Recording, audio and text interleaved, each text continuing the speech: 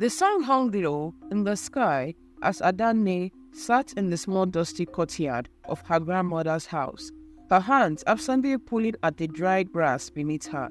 The days were longer now, each one stretching it to its next, filled with an oppressive silence that weighed on her chest. It had been weeks since Mama Ekene had fallen ill, and every passing day seemed to sap the life out of the old woman a little more. Adanne looked at the fields that surrounded their small home. The crops were thin, struggling in the dry season. They had been barely enough to live on, even when Mama Ekene was healthy. Now, with the burden of medical bills, Adanne knew it wasn't enough. Her friend Chioma often visited, bringing small gifts of food or medicine, but she too was struggling. Chisom had not been able to find work since finishing school either, and they both lived in the shadow of disappointment. It wasn't supposed to be this way, Adanne thought, her heart heavy with frustration. She had done everything right, studied hard, earned her degree. She had dreamed of moving to the city, finding a good job, and taking care of her grandmother the way Mama Ekene had taken care of her. But the city hadn't wanted her. No company had wanted her. In the beginning, Adanne had held on to the hope. After every interview, she would return home with renewed determination, telling her grandmother that the next call would be the one. She had believed that if she just kept trying, something would eventually work out. But now, with Mama Ekene's labored breath filling the house, that hope seemed more distant than ever. Her thoughts drifted to her uncle, Mama Ekene's only son. When Adanne's parents had died, he had promised to take care of them, but those promises had quickly evaporated when he left for the city. He had a family of his own now, and whatever help Adanne and her grandmother had once received from him had dried up long ago. Letters went unanswered, and when Adanne had last visited him to beg for help, he had refused to even open the door. "We'll look after ourselves," Mama Ekene had told her, her voice strong despite her frailty. "We don't need him." And so they had managed on their own for so long, but now it felt like everything was slipping away. Adanne wiped a tear from her cheek, looking back at the house. Inside, Mama Ekene lay still, her breath shallow. The doctors had said there wasn't much time left unless they started treatment soon. It wasn't fair. Adanne had done everything right, but life had never given them a break, and now it seemed like it never would. As Adanne made her way through the market, carrying a basket of yam to sell, the voices of two women caught her attention. They were seated under a tree, their faces hidden in the shade, as they whispered to each other. "Did you hear?" one of them said, her voice low. Another one went looking for her leg chain. "Foolish," the other one replied. They never came back. Adanne slowed her pace, pretending to examine the wares of a nearby vendor as she listened. "But what if it's true?" the first woman insisted. "Imagine the wealth. People say the leg chain can make you richer than you can dream." The second woman scoffed. "Richer? Maybe, but at what cost? You know the stories." Adanne felt a chill run down her spine. The golden leg chain. She had heard the legend before, as a child, but like everyone else, she had dismissed it as just that. A story. According to the tale, the leg chain was hidden deep within the forbidden forest, placed there by ancient spirits. Whoever found it would gain immeasurable wealth, but the price for such fortune was always steep. No one knew exactly what the cost was, but everyone knew that no one who had gone in search of it had ever returned. Still, the idea lingered in her mind as she continued through the market. That night, as she sat by her grandmother's bedside, her mind raced. The dim light of the oil lamp flickered, casting long shadows on the walls of their small room. Mama Ekene's breathing was slow and uneven, a soft wheeze escaping her lips with every exhale. Adanne reached out and gently touched her grandmother's hand, feeling the frailness of her once strong fingers. She thought back to the conversations she had overheard at the market, the golden leg chain. It seemed absurd, but desperation had a way of making the impossible feel plausible. What if the leg chain was real? What if it could give her the wealth she needed to pay for her grandmother's treatment? The doctors had made it clear that without proper care, there wasn't much time left. Adanne clenched her fist. She had tried everything. There was no money left, no help to ask for, police enough to keep them fed, let alone pay for expensive medicines. She had prayed, begged and hoped, but none of it had brought any relief. And now, with her grandmother's life hanging by a thread, Adanne felt as though she had no other choice. The forbidden forest, where the leg chain was said to be hidden, was just beyond the village. It was a place filled with mystery and fear, avoided by everyone.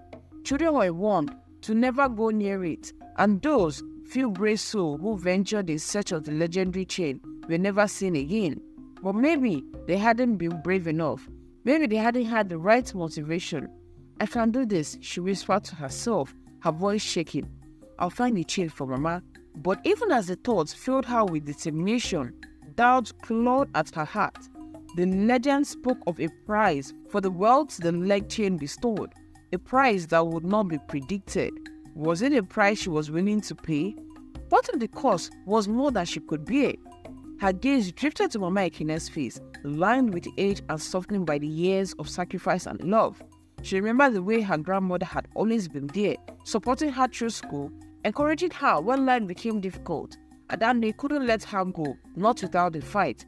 Whatever the cost, she murmured, it can't be worse than losing her.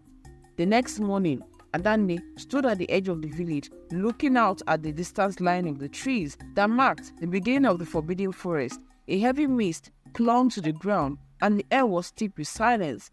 As the forest itself was holding its breath, waiting, she had packed only the essentials: a small flask of water, a piece of bread, and a knife, though she doubted it would be much use. Her heart pounded in her chest as she took her first step towards the unknown. The village behind her seemed to grow smaller with each step, the familiar sight and sound fading into the background as she entered the dense trees. The forest was unlike anything Adanne had ever seen. The trees loomed high above her, the branches twisting and twirling, blocking out the sunlight. The air was thick and humid, and every sound seemed amplified. The crack of the twig underfoot, rustling of the leaves in the wind. It felt as though the forest was alive, watching her every move. As she ventured deeper, the path became more difficult to navigate. The undergrowth grew thicker, and strange, unidentifiable noises echoed through the trees. But Adanne pressed on, driven by the image of her grandmother lying helpless in her bed. The forest was eerie, but her fear of losing Mama Ekene was far greater than the fear of the unknown. Hours passed, and Adanne's leg ached from the constant walking. The trees seemed to grow taller and farther as she went, and the air became heavier, almost suffocating. Just when she thought she might have made a mistake, something caught her eye, a faint glimmer in the distance. She quickened her pace, her heart racing as she drew close to the source of the light. It seemed to be coming from a small clearing up ahead, a break in the otherwise impenetrable forest. As she stepped into the clearing, her breath caught in her throat. There, nestled in the center of the clearing, was a small ancient shrine. The stone walls were covered in moss and vines twisted around the pillars, but it was unmistakably a place of importance. And there in the center of the shrine lay the golden chain. It was beautiful, more beautiful than Adanne could have ever imagined. The chain shimmered in the faint light, its links delicate and intricately designed. It seemed to glow with an otherworldly energy, almost as if it were alive. Adanne took a cautionable step forward, her eyes locked on the chain. This was it. This was the answer to all her problems. She reached out, her fingers trembling as they brushed against the cool metal. The moment her skin made contact with the chain, a shiver ran through her entire body. For a moment she hesitated. The legend had spoken of a curse, a price for the wealth the chain provided.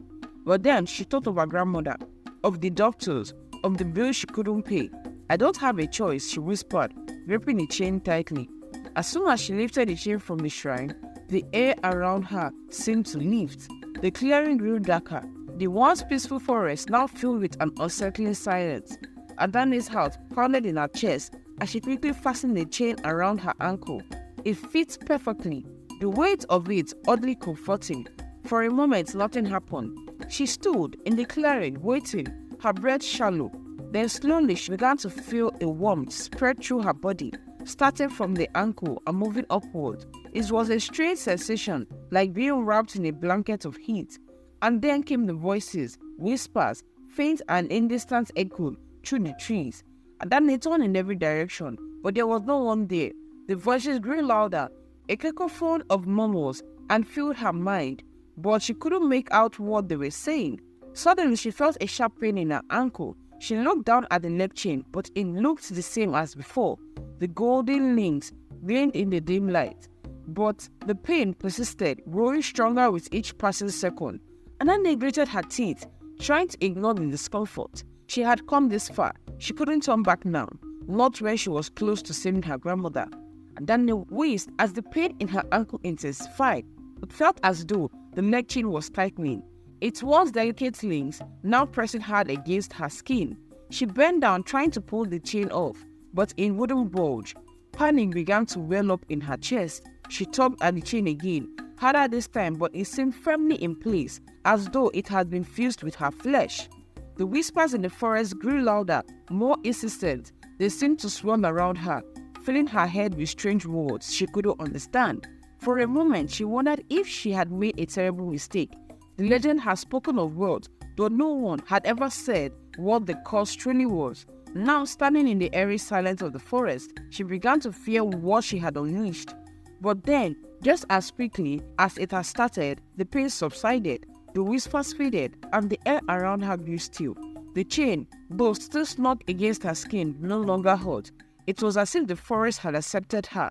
Slowly, Adane straightened up, her heart still racing but her body calm. "I did it," she whispered to herself, her voice shaking. "I found it." With the neck chain now securely fastened around her ankle, Adane turned and began her journey back to the village. Each step felt lighter, her inner exhaustion forgotten. The oppressive atmosphere of the forest no longer frightened her. Instead, there was a strange sense of accomplishment, a feeling that she had conquered something greater than herself. As she emerged from the trees, the familiar sight of the village greeted her. It felt surreal to be back after what she had just experienced. The villagers went about their daily routines, completely unaware of the treasure she now carried. Adane felt a surge of hope. This was how she would save her grandmother. Over the next few days, things began to change. At first, it was small. A neighbor stopped by and offered her some fresh vegetables from their farm, unprompted. Then a distant cousin, who had ignored her for years, suddenly sent her money, claiming it was a repayment of an old debt. Adane was stunned but grateful. The money wasn't much, but it was enough to take her grandmother to the hospital for initial treatment. Mama Ekene's condition began to improve, and for the first time in weeks, Adane felt like she could breathe again. The leg chain seemed to be working slowly, but surely, wealth was finding its way to her. With each day that passed, the chain became a little heavier, a little tighter around her ankle. But Adane ignored the discomfort. It was a small price to pay for her grandmother's health. As days turned into weeks, the wealth continued to flow.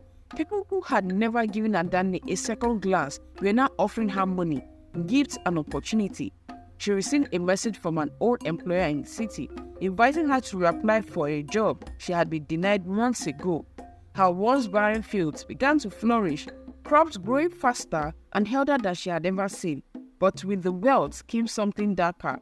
At night, Adane began to dream. In her dreams, she saw shadows, faceless figures lurking at the edges of her vision, always watching her. The whisper turned louder this time, echoing in her mind long after she had woken up. She tried to shake them off, telling herself it was just her imagination, but the dreams persisted, growing more vivid with each passing night. And then there was the chain. The once beautiful golden link now felt like iron, cold and unyielding against her skin. No matter how much she pulled at it, the chain would not come off. It was a part of her now, and it seemed to tighten a little more each time she received more wealth. One evening, as she sat by her grandmother's bedside, Adane noticed something.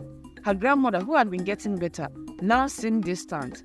Mama Ekene's eyes were glazed, her response slow and disjointed. At first, Adane thought it was just the illness, but as days passed, her grandmother's condition worsened once again. The doctors were baffled. They had said she was improving, yet now, without warning, she was slipping away. Adane's heart ached. She had done everything she could to save her grandmother, yet it felt like the more wealth she gained, the sicker Mama Ekene became. Was this the price? The thought gunned at her, but she refused to accept it. No, she had sacrificed too much to turn back now. The following week, a letter arrived. Adanne's hands trembling as she opened it. Her eyes scanned the neatly typed words. It was from a large company in the city, the same company she had applied to months ago, the one that had turned her down. The letter was an offer, a job offer, with a salary far beyond anything she could have imagined. Her heart leaped. This was it. This was the opportunity she had waited for. But as she read the letter, her excitement was quickly replaced with dread. The chain around her ankle tightened, the pain sharper than ever before. She looked down at it, her breath catching in her throat. It was then she had realized the truth. The lead chain had given her wealth, but it had come at a cost. A loved one, the whispers in the forest, the legend, they had all been warning her, but she had been too blinded by desperation to see it. The more wealth she gained, the closer she became to losing the one person she had been trying to save. Tears filled her eyes as she rushed to her grandmother's side. Mama Ekene was barely breathing now, her once strong, vibrant spirit fading away. Adanne knelt beside her, clutching her hand, but the weight of the chains around her ankle told her it was too late. The price had already been paid. In the end, Adanne got everything she had ever wanted: a well-paying job, financial stability, and wealth beyond her wildest dream. But none of it mattered. Her grandmother was gone, taken by the very curse that had granted her the wealth she had so desperately sought. The leg chain remained a constant reminder of the price she had paid, and no matter how much she tried, she could never take it off. Every time she looked at it, she thought of her grandmother, of the love and sacrifice that had carried her through life. She was reminded that some prices are too high to pay, no matter the reward. The end. I hope you enjoyed this one. Please don't forget to like, leave us a comment, and subscribe to our channel. I'll see you in the next one. Bye. Thank you so much for watching till the end. Please click on the subscribe button to support us, turn on the post notification to get notified when I upload a new story, like, share, and comment your thoughts. Till then, bye.